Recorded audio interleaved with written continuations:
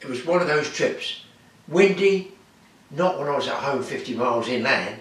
When I got down the coast, yeah, breezy and a bit yucky, but at least I was out on the beach.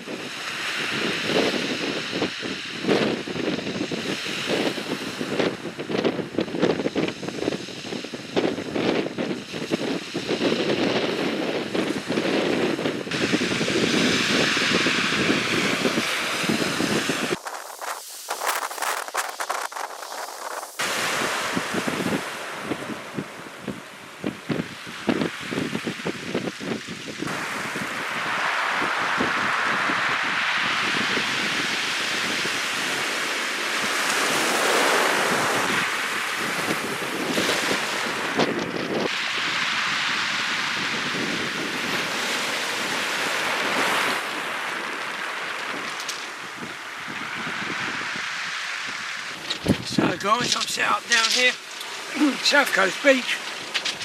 Boat's gone ready, shouting at seagulls.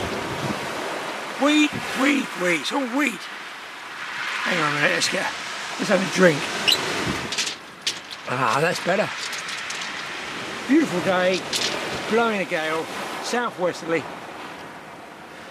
What can I say? Got it all wrong with the tides again, the tide's going out, it's dragging the weed. It's pulling me round, I'm getting barely 5 minutes out there.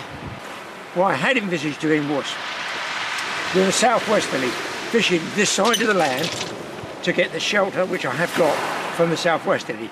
The flood is a bigger spring, going to hit the end of the peninsula, shoot it off out there, and it's not going to be too bad here. He said high water is at 2:30. It's 1:15. I don't get it. It's been going the other way for like 40 minutes. Then I figured, when it goes the other way and the weed comes, I'll go round on what they call the West Beach, even if it's a bit breezy, but it's just too breezy to fish around there, I feel. I'm going to top it out here. I'm going to fish with my long drop, I'm going to call it the long drop paternoster.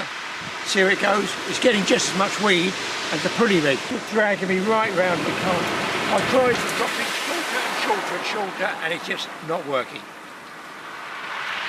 I have got sort of experiment, but I envisage doing it on the flood tide. I'll show you in a second. I'm going to put the camera in there a bit more because it's really, really windy. I'm going to put small hooks on, paternoster, a couple of bits of worm, but a swim feeder. And in the swim feeder, I've got some lead weight and 2 little grips to help hold it there. It's probably going to be a beauty for absolutely picking up weed. I've got to give it a shot. I feel there might be small fish like pouting or bream come out of the feeder, and I've got to put some additives, some Pacific tuna in there. Boat's going again. Must be the excitement. Let me just get these rods in and I'll get back to you.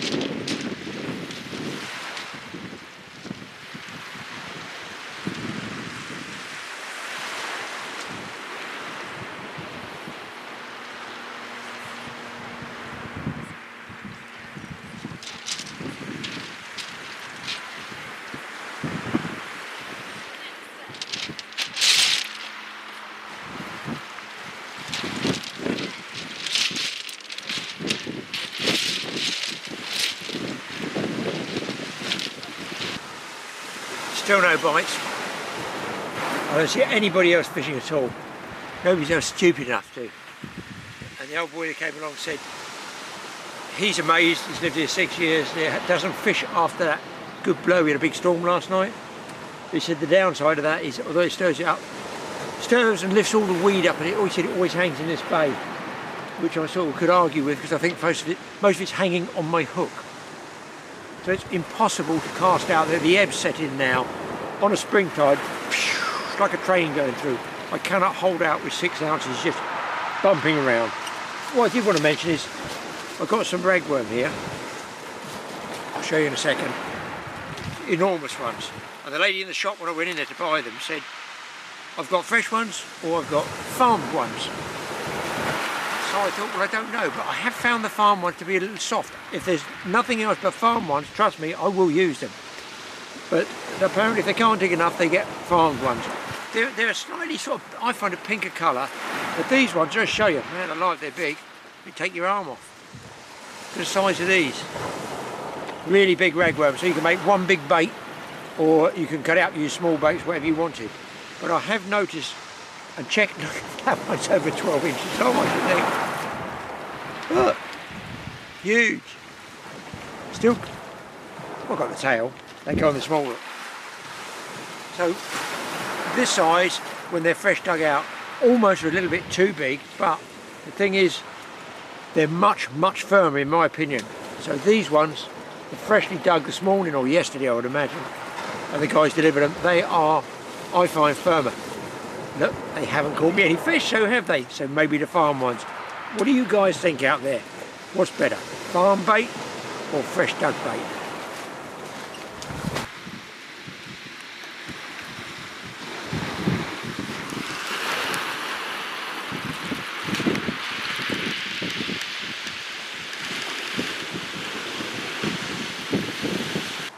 Well, I've bought the swim feeder rod for the bream in this eye because I'm getting a bit of a swell and it's pushing me in the groins too much. But the problem being, just here, I'll take you to have a look, there's a little commercial spot where these commercial boats launch and retrieve off the beach and bring their catch of crabs, mostly crabs I think, and fish ashore. They pull it up on a steam winch up here, and they got a sort of processing area there. So it's a fishy area. The trouble is I'm trying to attract fish for a swim feeder, aren't I? And a guy comes down with like a huge tub of crushed up crab shells that they've obviously cleaned, fish, everything, and washes it all in the water here. So there is the most gargantuan dustbin-sized amount of food that's gone in the water there, which defeats the object of my swim feeder. So I've cast it into this eye, hoping, well, let's hope that attracts some fish, but my goodness me, it attracted the seagulls. Can't win today.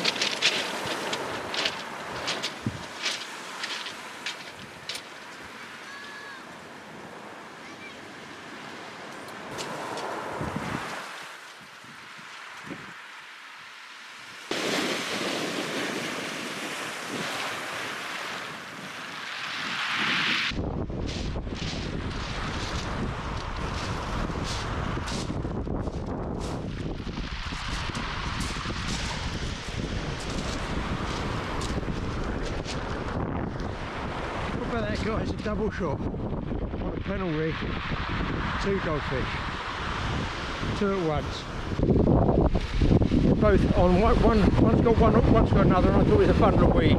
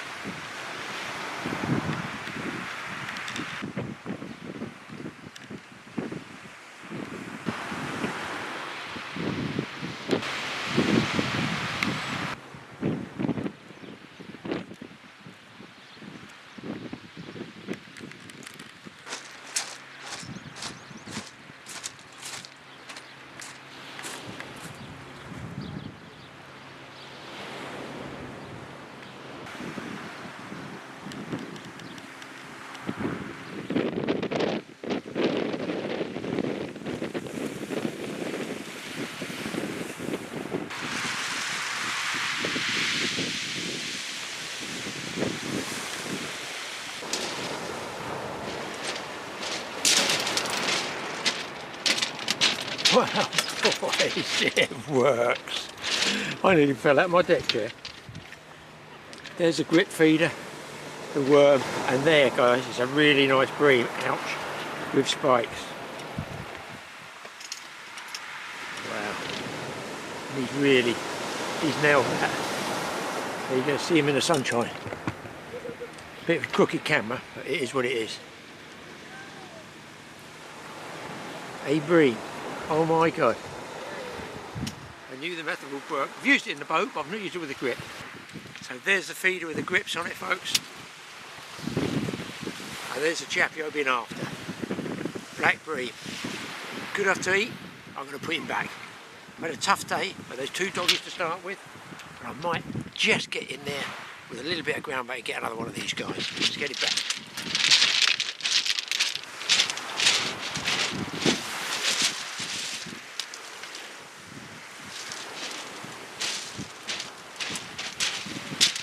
Well, I'm not getting this, people.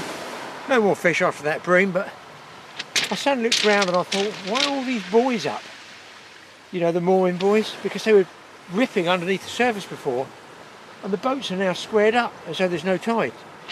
Is it a second tide? Because it's like 2 hours down, so I don't get that. It was roaring. Fingers crossed the weed stays away. It's still there. But I've put some more small hooks on one of the bigger rods, just lobbed it out as far as I can to see if I get snagged, whatever.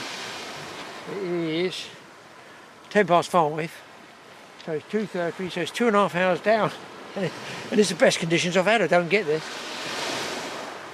I've got a feeling it's one of those places that's got a sort of double tide, and this is just a little bit of respite in between the ripping, roaring, weed attacking type of thing. But still, I caught on that swim feeder.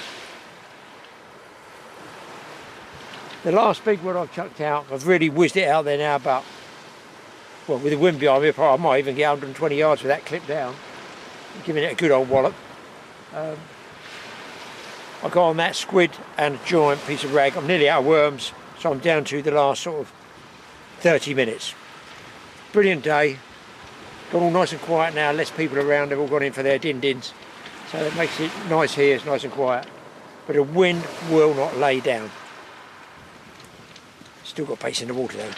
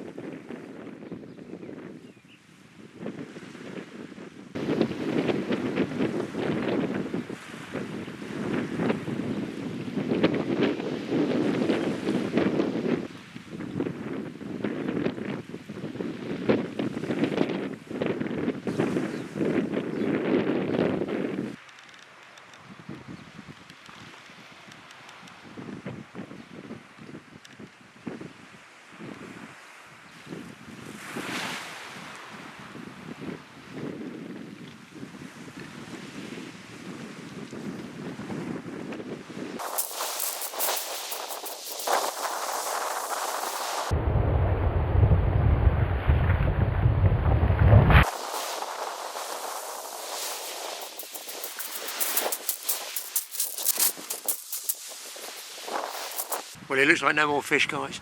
Nice evening, still blowing. Just so pleased you got to see that black bream on that swim feeder rig. We'll see you in the next episode. Hopefully I get weather like this and even better fishing. Join me in the next one. Well, there you go. It turned out not so bad at all. The unfortunate thing was, I pressed something peculiar on the camera and it went all zoomy and fast forward. So one of those dogfish, even though I slowed it down with the software, it was but 3 dogfish, 1 black bream, better than nothing. And I'm glad I had the worms. Talking of worms, have you ever thought of keeping your old ragworm? I've mentioned it before. I find you can salt them down, freeze them, and at least if you're not casting the wrong way and if you're dropping down in a boat, you've got some bait which does attract small fish. Before I finish off from that little trip, I want to show you something else. Now, I've shown this before. You get ragworm left over. If there's anybody else on the beach, by all means give them away. And the beach handlers are pretty good for that. They'll always walk along and give you a bit of bait, or you can pass some bait off to them. Everybody's grateful for a bit of bait. It's expensive stuff.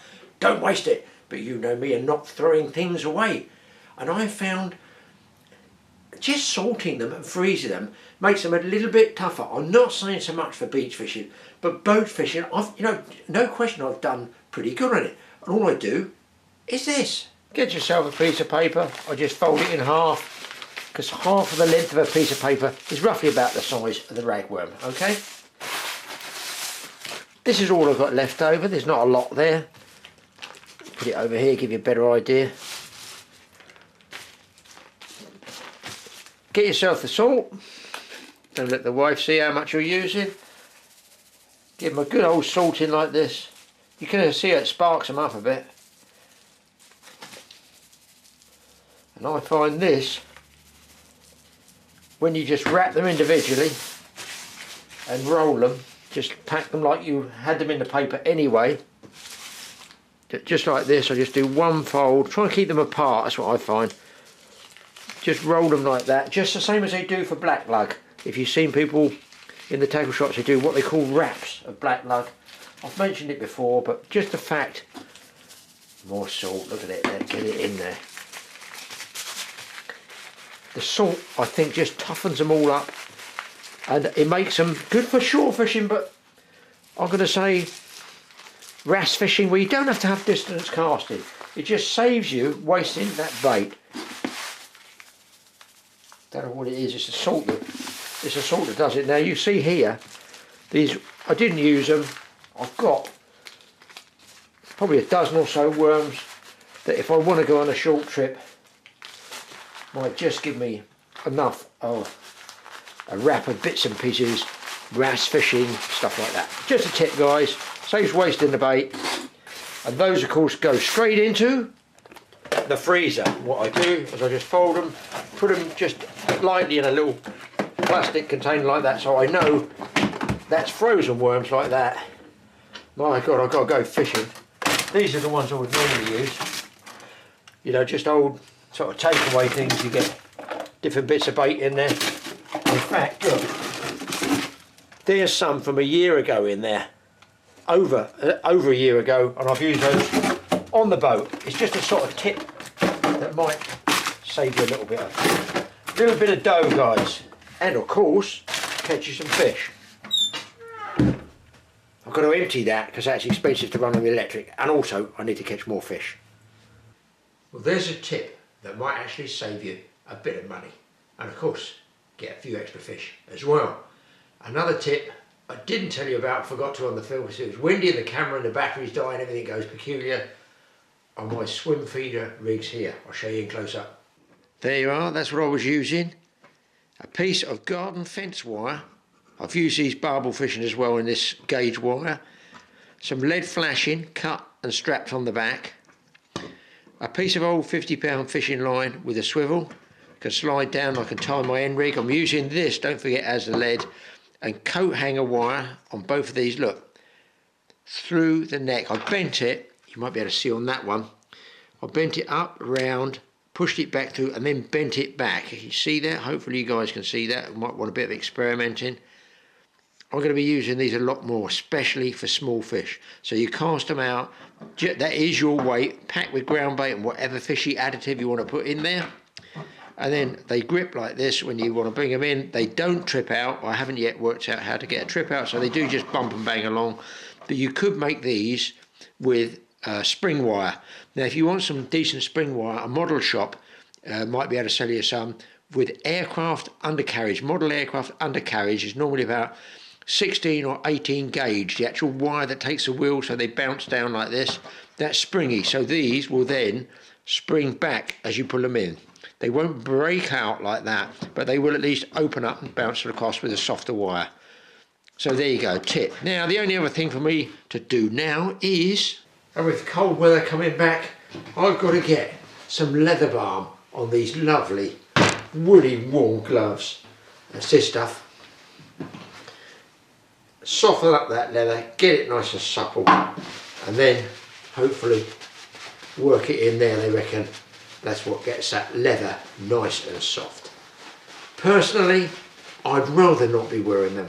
I'd rather the spring actually did come around soon.